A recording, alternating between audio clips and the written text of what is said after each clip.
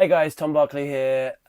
Still feeling a little bit rough from the stag weekend I was on this weekend, which saw me miss the Man United game, but I did catch up with it afterwards. A fantastic win for Tottenham, and this won't be so much of a reaction to that, although I'll speak a little bit about that, mainly because I wasn't at the game, but more focusing on some statistics that must be having Tottenham fans very excited at the moment.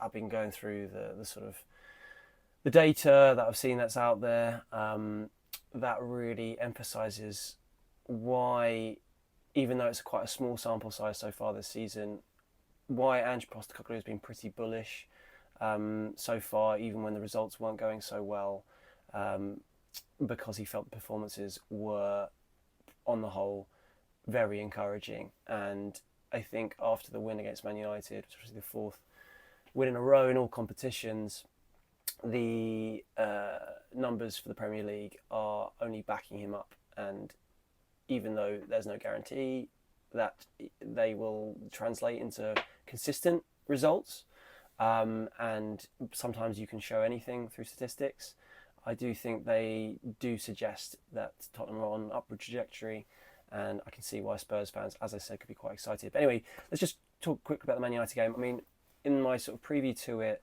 I suggested that I think it was very within Tottenham's grasp to win at Old Trafford and win well, for two reasons. One, because they were playing pretty well. They can do that to any team when they're playing well.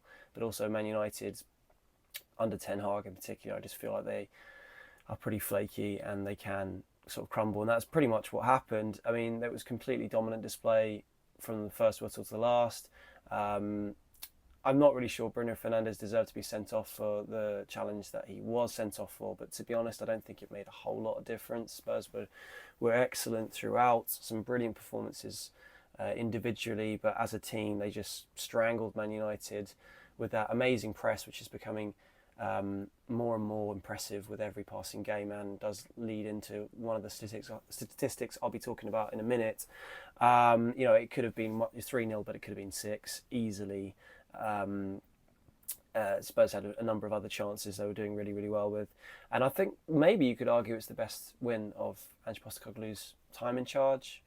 I don't know, there's a few others that sort of stand out in their early sort of golden run at the start of his tenure. Beating Liverpool with a last-minute win was probably a harder victory than this one, but it's still a pretty impressive statement victory to go and absolutely boss Man United on their own patch, even if Old Trafford isn't quite the fortress it once was. And you think, again, leading into this game, I suggested that a good win here could really sort of allay any kind of lingering doubters, I would say, and really kickstart the Postecoglou project. And I presume that's the case. Most fans I've spoken to who have had maybe a few queries and a few doubts about it seem to be fully on board the Ange train after that win, and understandably so. On a few individual performances, I mean, Mickey van der Ven, wow, I don't think I've ever seen a centre-back like him to be able to do what he did, motoring up the field. It also speaks to the freedom that Ange gives his players to be able to go and do things like that. Yes, sometimes it doesn't come off when Romero has in particular been roaming up the field and gaps have been left at the back, but that's part of the risk and reward strategy, and it definitely paid off here. And just an unbelievable ball, an amazing run that gave Brennan Johnson an absolute gimme for his fourth goal in as many games. No wonder he was smiling just before he put the ball in, because he couldn't have asked for a better chance.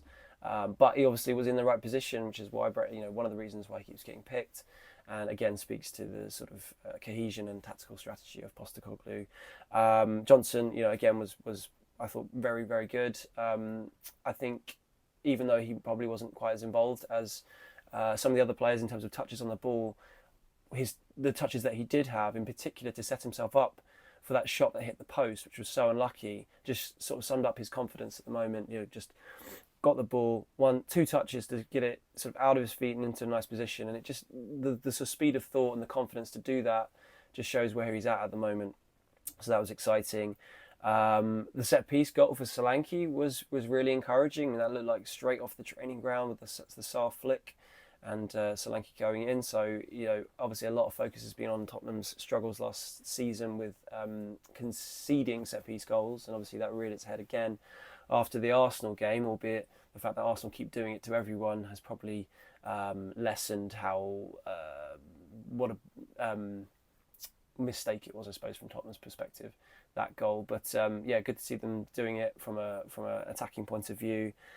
And then Deki Kulusevski, who is probably the one player I want to sort of focus on before getting into the individual stats.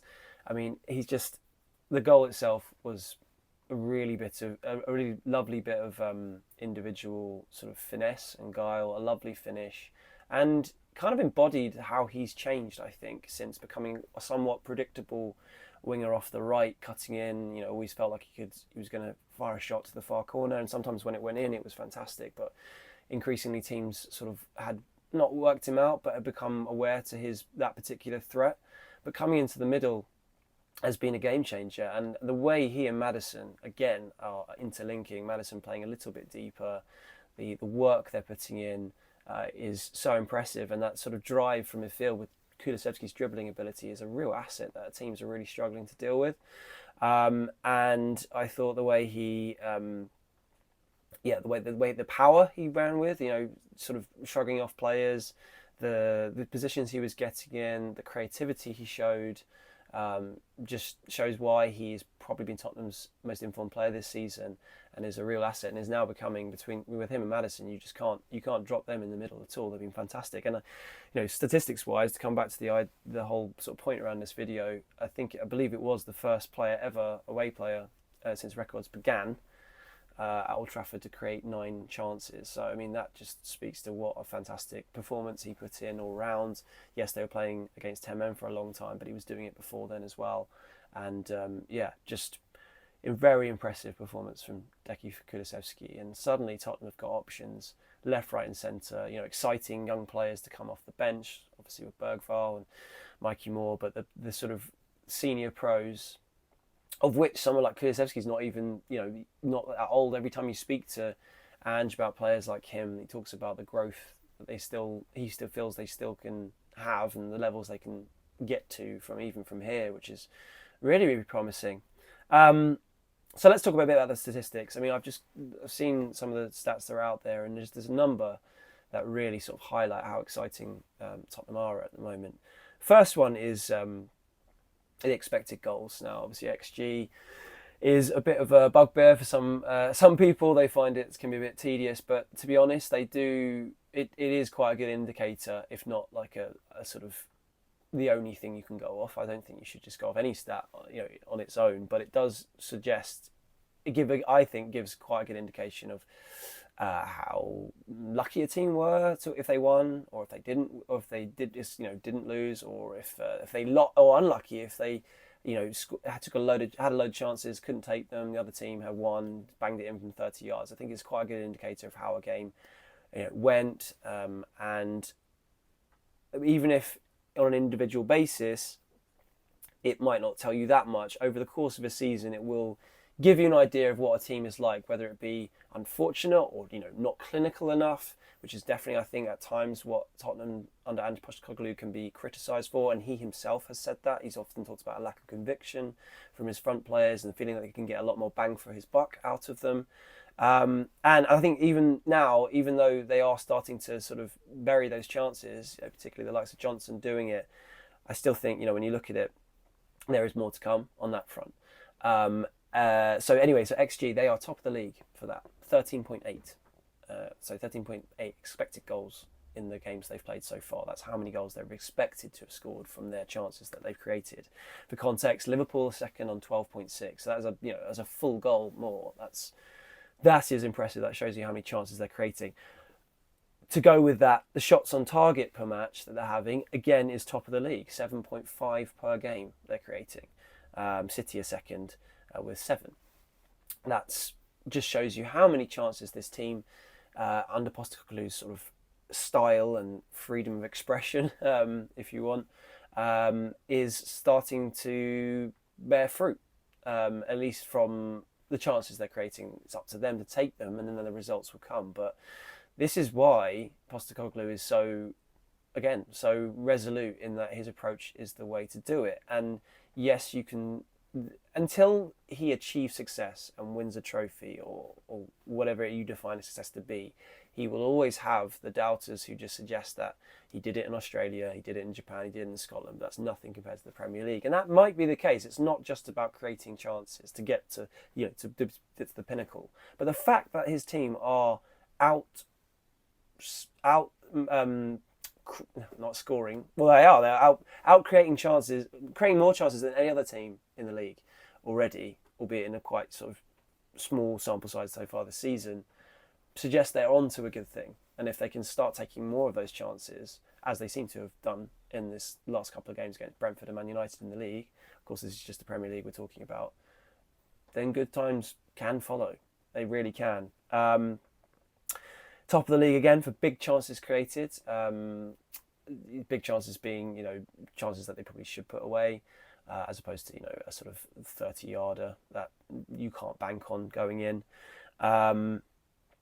Chelsea and Liverpool are second on 24, so again, it's really, really exciting.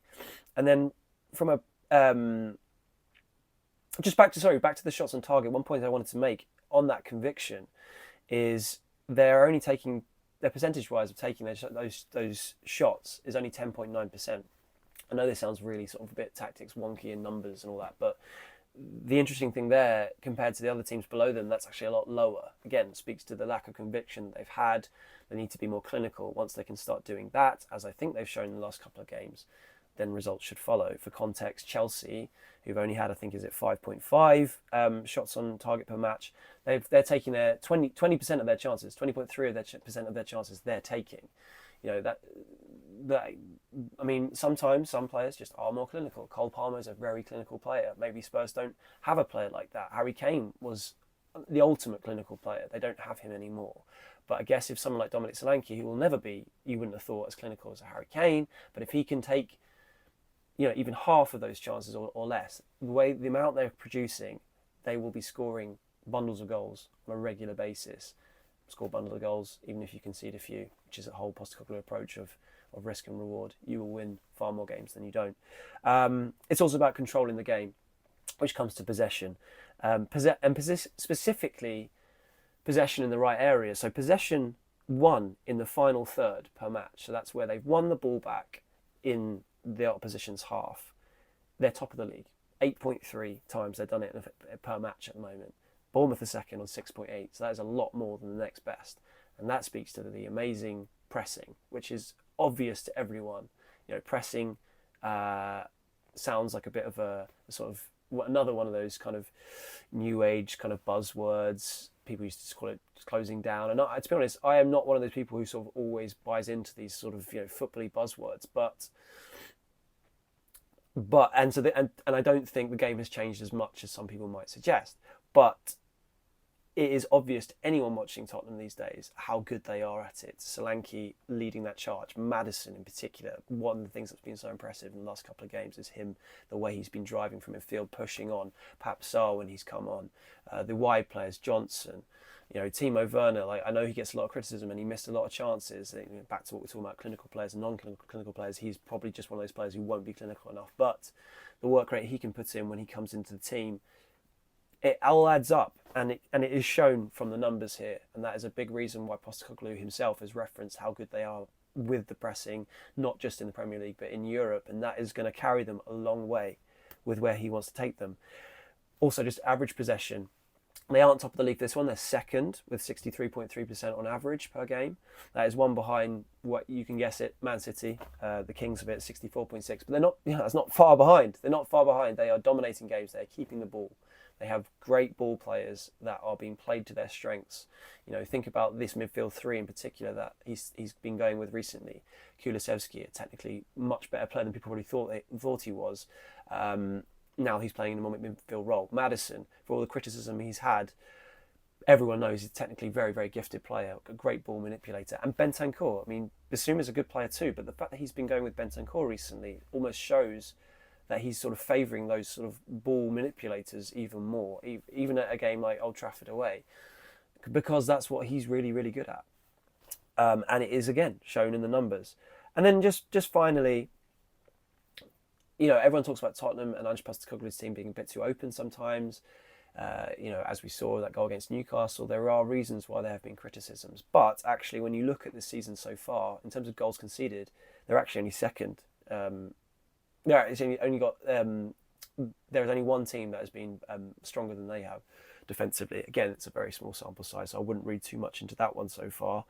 It's only Liverpool that have had better defence. But if they can continue that and keep sort of strangling teams and controlling games and start, racking up the clean sheets, then suddenly the sort of downside to Postecoglou's style of play, and that risk and reward and that attacking side of things is minimised even more. And when you consider that Son wasn't even playing the other day, it's exciting. So good. Look, it's early days. What really matters is results and stats. You can argue your way out of anything with stats, but as someone who can be a bit of a skeptic when they first look at stats and get told, how important they are, I believe when reading through these, they do really indicate that Spurs look to be on a good thing with Ange Postecoglou.